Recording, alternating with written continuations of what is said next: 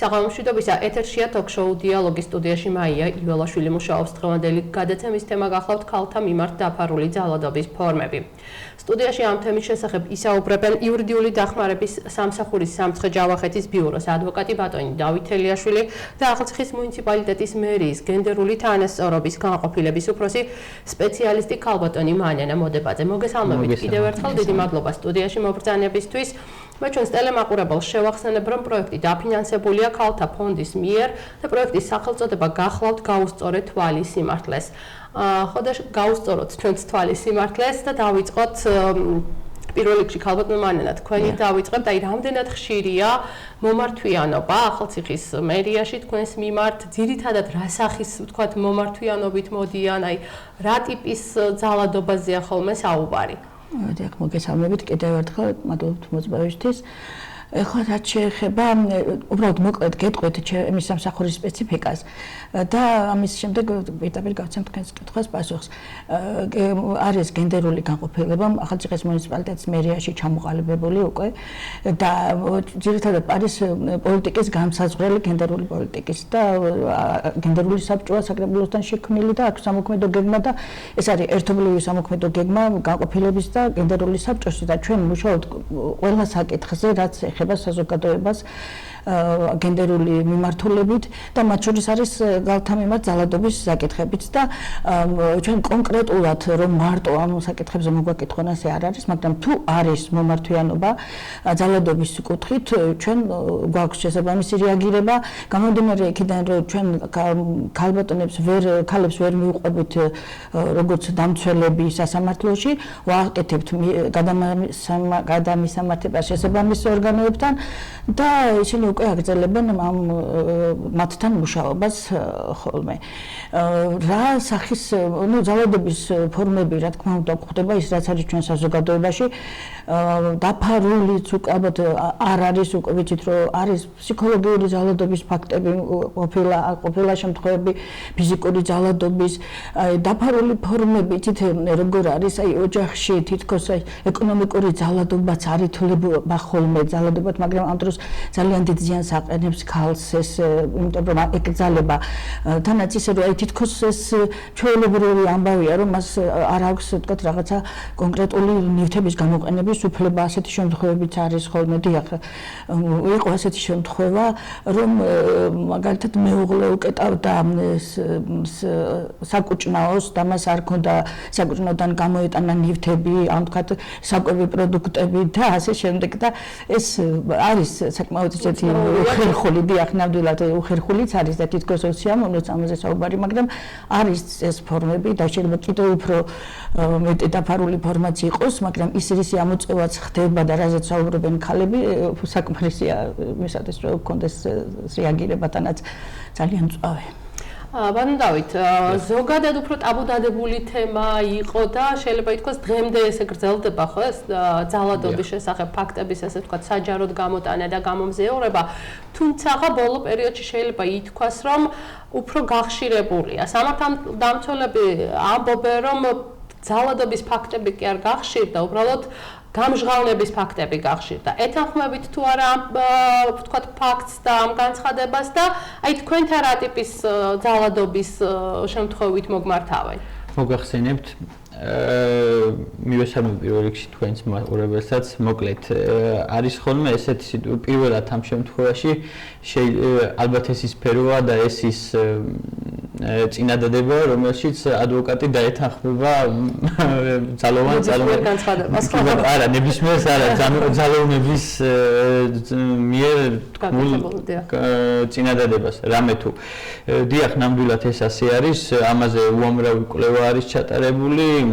ძალიან ბევრ ტრენინგებს გავდივართ და ვიცით ეს შიდა სამზარეულოც და ისიც ვიცით რომ ნამდვილად ანუ ვინაიდან ინფორმაცია გახდა ხელმისაწვდომი ის რომ მათ აქვს საშუალება დარეკონ ინტერნეტის საშუალებით მოიპოვონ ინფორმაცია ანუ იღებენ ინფორმაციას ადრე სიტყვაზე ელექტროენერგია თუ კი არ იყო რა თქმა უნდა ამ ინფორმაციას ვერ მიიღებდნენ და ისინი იფიქრებდნენ რომ ეს ასეც უნდა იყოს მაგრამ ეს რეალურად არ არის ასე ხო და ამის შესახებ ვინაიდან მათ გაიგეს ანუ მე მინდა მაყურებელს უთხრა რომ და კიდე მივაწოდო დამატებით ინფორმაცია რომ არსებობს რა თქმა უნდა ძალადობის სხვადასხვა ფორმა ეს არის რომ არ გამოვიჩეს ფიზიკური ძალადობა ფსიქოლოგიური ძალადობა სექსუალური ძალადობა ეკონომიკური ძალადობა იძულება უგულებელყოფა უგულებელყოფა ეს ბავშვების მიმართ არის ძირითადად კი ბატონო რომ თქვათ მიიღონ განათლება და ასე შემდეგ ყველა ბავშვს აქვს ამის უფლება ჩვენთან მომართვიანობა ძირითადად სისხლისამართლებრივი ადვოკატები ვინც არიან ვინც მუშაობენ ჩვენთან ძირითადად ამ შემთხვევაში ბრალდებულებს იცავენ იმიტომ რომ ერთგვარი დამცველი მხრივ ქალბატონის ამ შემთხვევაში არის თვითონ პროკურატურა გარკვეულწილად ხოლო არსებობს სამოქალაქო სამართლებრივი მექანიზმები იმისა თუ როგორ უნდა მოხდეს ამ უთანასწორობის აღდგენა ეს შეიძლება სიტყვაზე სამოქალაქო თვალსაზრისით ქალბატონმა შეიტანოს არჩევანი და მოითხოვოს იმ ზიანის ანაზღაურება რაც მიადგა და ასე შემდეგ ზე საუბრობენ ადვოკატები, როცა ვთქვათ ბრალდებულ მამაკაცს იცავენ ესეთ შემთხვევაში, ანუ არის თუ არა იდენტური მათი განცხადებები, ვთქვათ, მათი თავის მართლება, თუ ვთქვათ განსხვავებულია მათი პასუხები და პოზიციები, როცა ქალზე ძალადობას და ზოგადად ოჯახურ ძალადობასთან გვაქვს საქმე. აი, ალბათ განიხილავთ ხო ხა ადვოკატები ხდება ხოლმე. კი ბატონო, ხა ადვოკატებს შორის მსგავსი გაცვლა-გამოცვლა შესაძლებელია, უბრალოდ ზოგადი ხაზი როგორია? ზოგადი ხაზი, ანუ არსებობენ ადამიანები, რომლებიც უბრალოდ ნანობენ ზოგმა ეს სიტუაცია სიმთვრალის დროს ჩაიდინა, არსებობს ესეთი სიტუაციები, თუმცა არსებობს სიტუაციები, რომ ზოგი ფიქრობს, რომ ეს ესეც უნდა იყოს და აბსოლუტურად ტყუილად დააპატიმრეს და არსებობს ესეთი მოსაზრებებიც. ქალბატონებისგანაც არსებობს სხვადასხვანაირი ქცევები, ზოგი ამბობს, რომ კი ბატონო უნდა დაისაჯოს და ბოლომდე ასე ვთქვათ ამ თავის განცხადებას მიყვება, მაგრამ არსებობენ ადამიანები, რომლებიც ესეთი პრობლემაც არის რომ მე ფინანსური პრობლემები ექნებათ თუ კი ანუ ფინანსურად დამოუკიდებლები არ არიან ხო, რა თქმა უნდა ეს პატიობენ ხოლმე ხო, ანუ ხშირ შემთხვევაში სავარაუდოდ ეს ხდება ხოლმე ამის ეს არის ძირითადი მიზეზი, ხო? კი ბატონო. აი, ქალთა მანანა, სამცხე ჯავახეთში ან სიყვარული. ხო, სიყვარული ხა თავისთავად. აი, სამცხე ჯავახეთში, ვთქვათ, ბოლო კვლევები, რასაც ჩვენ ვადევნებთ თვალს, ხო? არის ხოლმე ერთ-ერთი მოწინავე, ასე ვთქვათ, რეგიონი, სადაც არის ვთქვათ ქალთა ძალადობის ფორმები. კიდევ ერთხელ ვუსვამთ ხას, ეს შეიძლება იყოს უბრალოდ გამომჟღავნების და ვთქვათ გასაჯაროებიდან გამომდინარე და შეიძლება ვთქვათ სულაც არ იყოს მაჩვენებელი გაზრდილი, მაგრამ ფაქტია, რომ ვთქვათ პირველ სამეულში თითქმის ყოველთვის შედის ხოლმე სამცხე ჯავახეთი. ეს ნიშნავს თუ არა, რომ ზოგადად ძალადობა ვთქვათ აი ჩვენ რეგიონში მაღალია თუ ვთქვათ უფრო სხვა ტიპის პრობლემასთან გვაქვს ჩვენ საქმე. ჩემი შეხედულებით მე არ ვიტყოდი რომ სამცხე ჯავახეთის რეგიონი გამორჩეულია თქვა ძალადობის შემთხვევების რაოდენობით. მე მგონი რომ უფრო მიმართვიანობა არის გაზრდილი, რადგან ძალიან დიდი ხანია არასამთავრობო ორგანიზაციები მუშაობენ ამ მიმართულებით, მაგალითად დემოკრატიკათა საზოგადოება უკვე 2001 წლიდან ამ მიმართულებით მუშაობს და კიდევ სხვაებიც არიან. გარდა ამისა ძალიან დიდია მხარდაჭერა და იყო უკვე 2006 წლიდან იმის შემდეგ რაც კანონი მიიღეს ოჯახში ძალადობის წინააღმდეგ მიმართული მხარდაჭერა ყოველთვის იყო ჩვენი სამართალდამცავი ორგანოებიდან და მე ვთვლი რომ მათი დიდი ძალისხმევა და ჩართულობა არის ამ მხრივ და ანუ რეაგირება ოჯახში ჩადენილ დანაშაულებებზე ყოველთვის იყო და იმის შემდეგ რაც გატარდა რეფორმები 2018 წელს რომ შეიქმნა შინაგანი საქმეთა სამინისტროსთან ადამიანთა უფლებათა დაცვის დეპარტამენტი, აი ძალიან მაღლა მოიწია ეს საკითხები და ძალიან ბევრი რეფორმა გატარდა თვითონ სამართალდამცავების გადამზადების კუთხითაც და საინფორმაციო კამპანიები და ასე შემდეგ და ასევე შემუშავდა ძალადობის რისკის შეფასების მექანიზმი და ასევე მონიტორინგის მექანიზმი უკვე შემაკავებელი ორდერის და და ამან ყველაფერმა ძალიან დიდი შედეგი გამოიღო და მიმართვიანობა გაიზარდა და რაც შეეხება მართული რომ ჩვენს რეგიონში კარგად არის ამ მხრივ მუშაობა მიმართული ეს არ ნიშნავს იმას რომ დამთავრდა და არ უნდა გავაგრძელოთ პირიქით უნდა გავაძლიეროთ კიდევ მუშაობა და ერთობლივად როდესაც სახელმწიფო სტრუქტურები არასამთავრობოები და საზოგადოების ჩართულობით მუშაობენ ამ მიმართულებით აი მაგ შემთხვევაში იდება ზუსტად შედეგი და აქედან გამომდინარე მეთქი რომ ჩვენს რეგიონში ამ მიმართულებით არის ზუსტად მუშაობა ერთობლივად რა არის ქალბატონმა ძირითადად თქვა აი ძალადობის ასე ვთქვათ მიზეზები რა არის არა მარტო ოჯახური ძალადობა ხო არ არის ქალზე ძალადობა არა თუმცა დიდწილად ოჯახური ძალადობაა მაგრამ აი მთავარი მიზეზი რატო ხდება როგორ გონიათ იცით ეს იმდენად გლობალური საკითხია და ღრმა საკითხია რომ ასე ერთი გადაცემის ფარგლებში ალბათ ამას ვერც მოვრჩებით აი მოკლედ ვეცდებით რა ეს არ შეიძლება იყოს მხოლოდ ერთი მიზეზი ძალადობა ძალიან ბევრი მიზეზი აქვს დაწყებული ვიტყოდი სოციალური ეკონომიკური პრობლემებიდან დაწყებული ასევე აღზრდა ოჯახის საზოგადოება ეს ხო მარტო ჩვენ საზოგადოებაში არის ძალიან განვითარებული ქვეყნებშიც კი როგორც არის თვითონ ამერიკის შეერთებული შტატები ევროპის მოწინავე ქვეყნები თვით სკანდინავიის ქვეყნებშიც კი ოჯახში ძალადობის ძალიან ბევრი შემთხვევები ხდება თუმცა ფორმები ძალადობის და იქაური ძალადობის შემთხვევები ძალიან განსხვავდება ჩვენთან ძალადობის შემთხვევებისგან აქ შეიძლება რაც ძალადობად არც კი ითვლება ჩვენ საზოგადოებაში ევროპულ ქვეყანაში მაგათაც ეს ძალიან სერიოზული ძალადობა თუ სქესის ნიშნით ჩადენილ ძალადობად ითვლებოდეს ახლახანს მიიღო ჩვენ სახელმწიფო კანონი მაგალითად სექსუალური შევიწროებასთან დაკავშირებით ასევე ესეთი ძალიან გახმაურებული თემა იყო ეს მიშტერება ადევნება და ასე შემდეგ ისეთ ეს არ ითვლებოდა ჟარგონულად რომ ვთქვათ არშიყობის თემა იყო ვთქვათ ის სექსუალური შევიწროების რაღაცა ერთი მომენტი ვთქვათ თუ ქალის ნების წინააღმდეგ შენ მას ქათინაურებს ეუბნები ვთქვათ ესეც უკვე ხო ძალადობის ფორმაა დიახ აქედან გამომდინარე საზოგადოება უნდა გაიზარდოს ბევრი რამ არის სასწავლი ჩვენს მიერ ყველას მიერ თუნდაც სამართალდაცვების მხრიდანაც ჩვენ სახელმწიფო წარმომადგენლების მხრიდან და საზოგადოებას უნდა მიეწოდოს სწორი ინფორმაციები და ის რაც არის ნამდვილად მისაღები მივიღოთ რაც დასაგმობია დავგმოთ დიახ ბევრი აი ძალიან ბევრი მიზეზია ამისათვის რომ ჩვენი საზოგადოება განვითარდეს სწორი მიმართულებით და აღარ იყოს ძალადობის შემთხვევები. დავით, აი ფსიქოლოგები ხშირად ამბობენ, რომ როგორც წესი, ასე ვთქვათ, მოძალადე ოჯახში გაზრდილი დიდწილად თავადაც ხდება მოძალადეო. ეთანხმებით თუ არა ამ აზრს და აი ქალბატონმა მანანამ ისაუბრა მიზეზებზე. აი ჩვენ რა შედეგებზე გავაგრძელოთ, ვთქვათ, საუბარი კანონი რას ითვალისწინებს ესეთ შემთხვევაში, ვთქვათ, სხვადასხვა მიზეზით ჩადენილ დანაშაულზე, თუმცა შედეგი მაინც ის არის, რომ ვთქვათ, ხდება ძალადობა. კი ბატონო, ამ შემთხვევაში მიზეს დიდი მნიშვნელობა არ აქვს, ანუ ოჯახური ძალადობა არსებობს, არის ჩამოგითვალეთ ის ფორმები, რა ფორმითაც შეიძლება ეს ოჯახური ძალადობა გამოიხატოს. ეხლა ვისაუბროთ იმაზე, რა მექანიზმები არსებობს, რომ სიტყვაზე ამ შემთხვევაში ქალბატონებმა, ან ოჯახის სხვა წევრებმა მიიღონ შესაბამისი სამართლებრივი დახმარება, ხო? სამართლებრივად, ანუ როგორც თქვი, ანუ შესაძლებელია სისხლის სამართლებრივი წესით, რომ აღდგეს მათი უფლება სამოქალაქო წესით და ადმინისტრაციული წესით, რომ დაცული იქნეს მათი უფლება. სისხლის სამართლებრივი წესით, იცით, არსებობს მუხლი, რომ ოჯახში ძალადობა გულისხმობს ოჯახის ერთი წევრის მიერ მეორის მიმართ კონსტიტუციური უფლებებისა და თავისუფლების დარღვევას უგულებელყოფით ან და ფიზიკური, ფსიქოლოგიური, ეკონომიკური, სექსუალური ძალადობის ან იძულებით. ეს კი ბატონო არსებობს სისხლის სამართლის კანონშიც არის და ეს და ამას მიხედავს პროკურატურა და გამოძიება. დამცველი არის მუხლი. ეს პროკურატურა. რაც შეეხება სამოქალაქო თვალსაზრისით. სამოქალაქო თვალსაზრისით თუ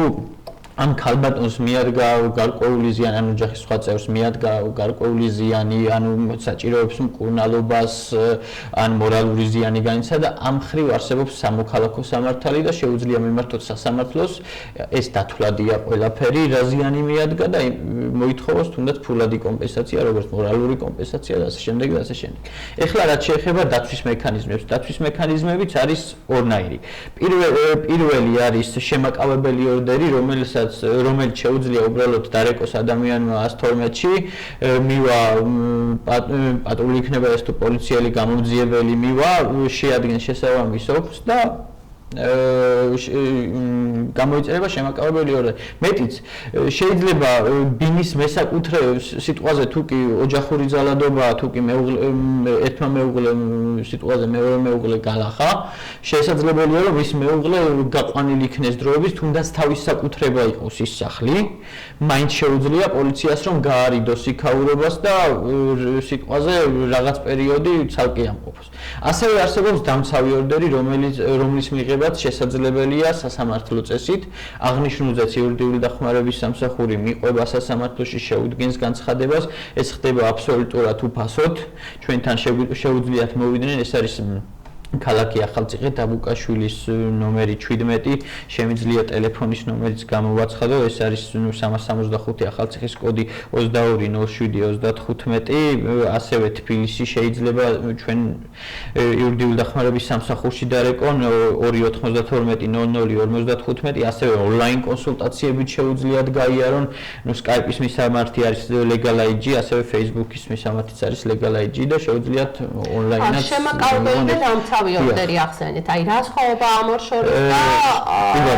ძირითადად რომელს მიმართავენ ხოლმე? ძირითადად ეს არის შემაკავებელი ორდერი, რომელსაც მიმართავენ, იმიტომ რომ ეს პროცედურულად უფრო მარტივია და უფრო მყისიერია რეაგირება ამაზე, უბრალოდ გამოიძახება 112-ში დარეკა, მოვა ძალოვანი სტრუქტურის წარმომადგენელი, შეადგენს ამ შემაკავებელ ორდერს და აბარებს ორივე მხარეს და 24 საათის განმავლობაში შეუძლია იმ მეორე მხარეს, ვის მიმართაც გამოიცა შემაკავებელი ორდერი გაასაჩივროს. შედეგი თითქმის იგივეა. შედეგი პრინციპში იგივეა, უბრალოდ დიდი წილად დროში არის განსხვავება ის სიტყვაზე ერთი თვის განმავლობაში, ანუ კი შეიძლება იმის გაგრძელებას, მაგრამ თუ დამცავ ორდერიზე შეხვალთ სასამართლოში, ამ შემთხვევაში 6 თვის განმავლობაში გრძელდება. კიდევ ერთი კითხვა გვაქვს. ჩვენ ახლა ხშირად გვსმენია ესეთი ფაქტები, ვთქვათ, როცა შემაკავებელი ორდერი ყოფილა, ასე ვთქვათ, გამოწერილი, უბრალოდ არ დავკონკრეტდები ფაქტებიდან გამომდინარე, მაგრამ ვთქვათ დასრულებულა იგივე ფატალური შედეგით ჩვენ რეგიონზეა საუბარი. აი ესეთ შემთხვევაში როგორ ხდება და ვთქვათ რამდენად ეფექტური გამოდის ვთქვათ ესეთ შემთხვევაში ეს ორდერი. თუ კი ვთქვათ სიკვდილიანობით სრულდება ხოლმე მაინც სამწუხაროდ ხო რა თქმა უნდა ეს ძალიან ცუდია და ამ შემთხვევაში ერთგვარად გიპასუხებთ რომ პოლიციასაც ევალება რომ ის შემაკავებელი ორდერი ერთგვარად გააკონტროლოს მაგრამ ნუ ამის რესურსი არ არის უბრალოდ ეს ერთი და მეორეც ერთი ცუთა სამართლებრივად რო ვიმსჯელოთ შესაძლებელია შემაკავებელი ორდერის ან დამცავი ორდერის დარღვევას მეორე მხარის მიერ ხო შეიძლება რომ ის ფატალური შედეგი რაც დარჩა იმის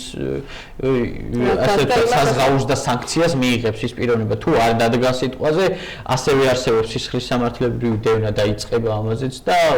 სისხლის უკვე ეს არის ერთგვარი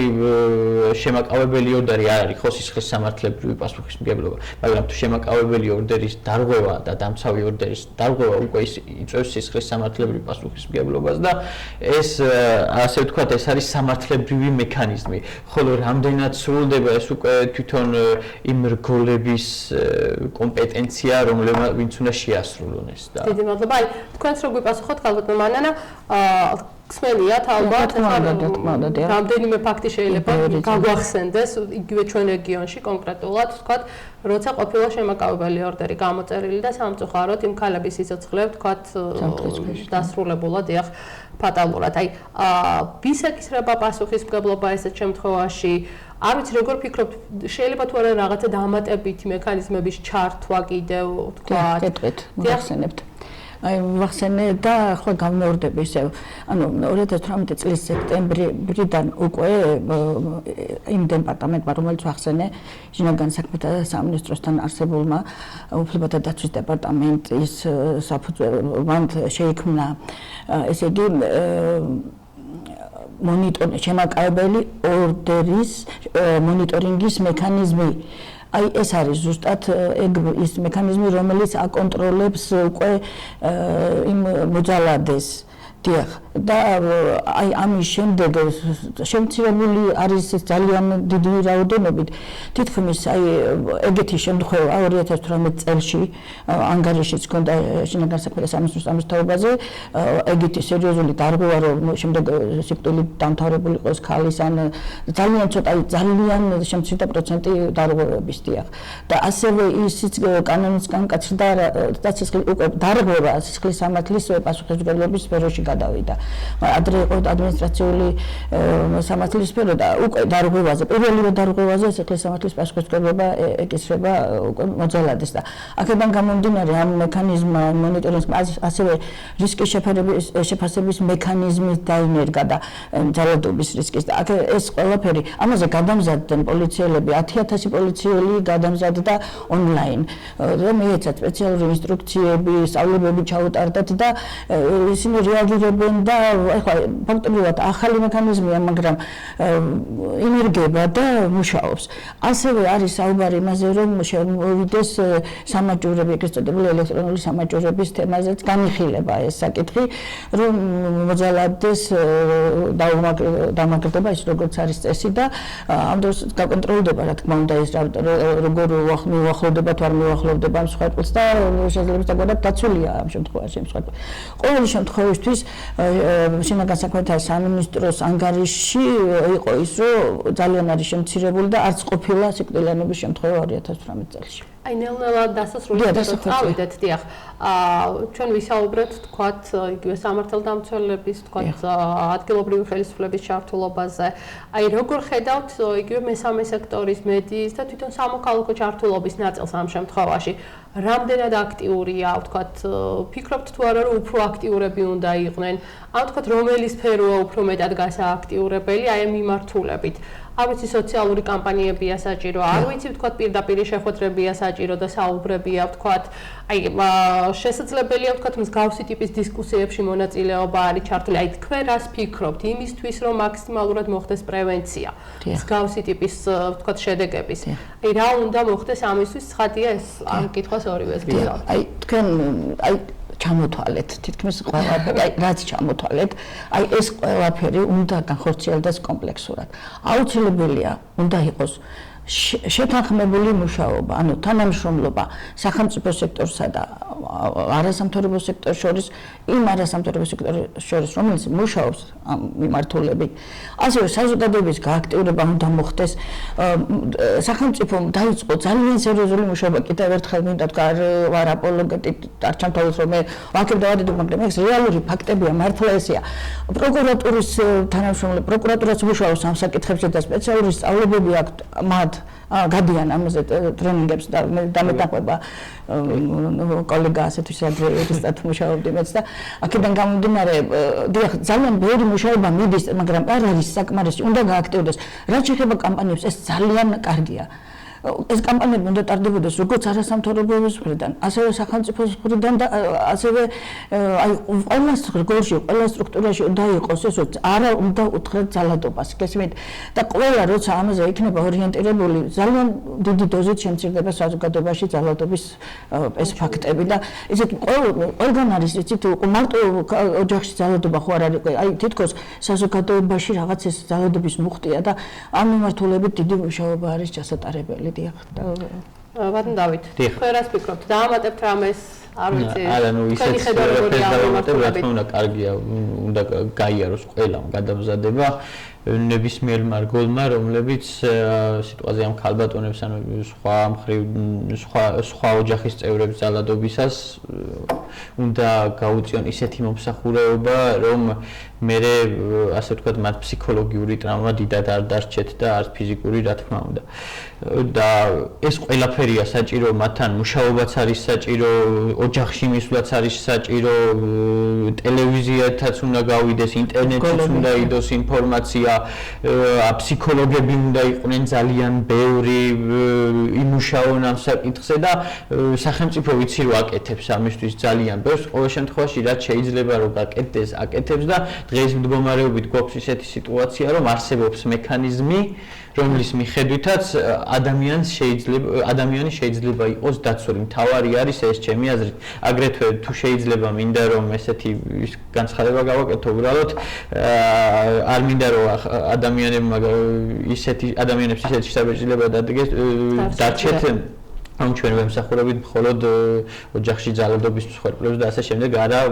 შეგიძლიათ მოგბრძანდით ქალაქ ახალციხეში დაბუკაშვილის 17-ში ასევე თბილისში თქვი წეღან მისამართიც და ასე ვთქვათ ტელეფონის ნომერიც შეგიძლიათ გაიაროთ იურიდიული კონსულტაცია აბსოლუტურად ნებისმიერ საკითხზე ნებისმიერმა პიროვნებამ ეს პირად შეეხება ხოლო ასევე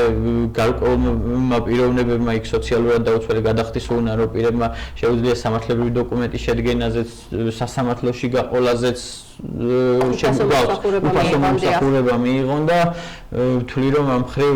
ძალიან კარგად მუშაობს ჩვენი სამსახური და ის როლს აი არ შეიძლება რომ არ გამოუყო უნდა გამოუყო თქვენ ძალიან ბევრი შეგეძლიათ ამ მიმართულებით და შეიძლება რაღაცა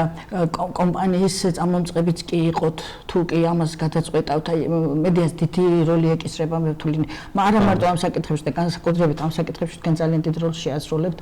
და მოხარული ვიქნებოდი და ჩავერთობოდი ნებისმიერ შემთხვევაში როცა თქვენ დაგჭირდებით და რაც შეეხება ჩვენს მიმართულებას არის ვთქვათ სახელმწიფო სტრუქტურა ხო ადგილობრივი მუნიციპალური და ზუსტადაც კომპანიების მიმართულებით და ინფორმაციის მიწოდების მიმართულებით მუშაობთ ყველა ცვლილება რაც არის საკანონმდებლო რაც ხდება და ასე შემდეგ ეს ჩვენამდე მოდის და მე ვცდილობთ რომ საინფორმაციო შეხვედრებით გავიდეთ მოსახლეობასთან ყველა ადმინისტრაციულ ერთეულში მივაწოდოთ უახლესი ინფორმაციები საკანონმდებლო ცვლილებების შესახებ და მუშაობთ შეძლებს და გვარად და კიდევ უფრო გავიზრდებით ალბათ და უფრო მეც გავაკეთებთ და ალბათ მივიღებთ და გადაცემის დასასრულს სტატისტიკური მონაცემი მინდა მოვაწოდოთ ჩვენს მაყურებელს ესე იგი სოფლიოში ყოველი 4 ქალიდან 1 ძალადობის მსხვერპლია ეს არის 2018 წლის მონაცემები სოფლიო ჯანდაცვის ფონდის